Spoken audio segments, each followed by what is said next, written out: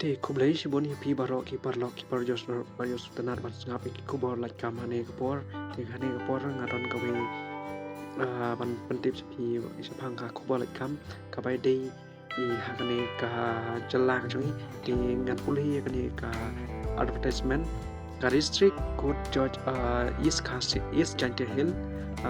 district recruitment ajabstan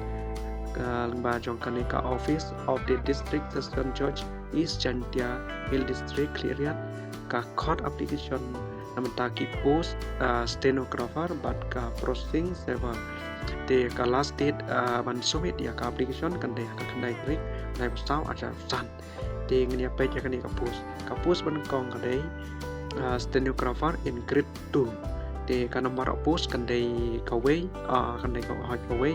kan dei namanta ki on receive te ka salary ka dei pay level cutway of the revised pay structure tanata ka essential qualification kan dei bachelor bachelor degree from the recognized any university with the diploma in stenographer in English with the minimum speed of kadang long marches per word per minute in short term typing speed of the 14 words minute in computer te ka post ka baar kadai ka stenographer in grade 3 te ka post ka ka number of post kadai ka way namta ki on research namta ka baar kadai ka salary kadai hak ka level 8 revise in pay structure namta essential qualification kadai BA with nakano ka ba lai tho nakano no ka university marki dai with not ka jintip ka diploma in stenography in English with the speed kadai ban long kumba prop words per minute but short hand and typing speed kadai sau forward per minute in computer kabalai kadai ka processing server in grade 4 ka number of post kadai tangaway namanta ki on receive salary kadai copy level 1 tangta revise pay structure te ka essential qualification kadai kibala pandep ya ka class 12 pass recognized nakan from the boards kabala itu daka boards ane kum ka embos daka age limit kane namta ki credit the candidate must have attained the age of 18 year and has more than 32 long ki candidate ki ban attend lane ki ban long nadu kras nem chajrong padhadu live for arts nem ka age with the advertisement for the post made usual recognize the candidate belonging to the SC and ST kum no apply but pin apply no pan apply pada ni the complete application kan they pendap ka standard form must be submit within the 2 passport size color identical photograph one which of the post appears in the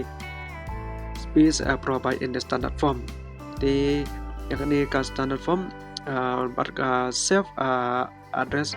take envelope kan belong apply centimeter into 10 cm te laban tab long custom kan belong custum kebasan nika te namta the envelope contain the application form and the other requisite document as pendap kan ka application for the post pendap ka post shopee namta kan sa address kan dei shaka district session judge is Kasihil district Khliehriat tu pin code ude itu pin code te ya kan ka standard form ru ngan sabu apo ka comment section lan apo ka description pin sa check apo ka description te pila ban download hi apo ka description te ngin page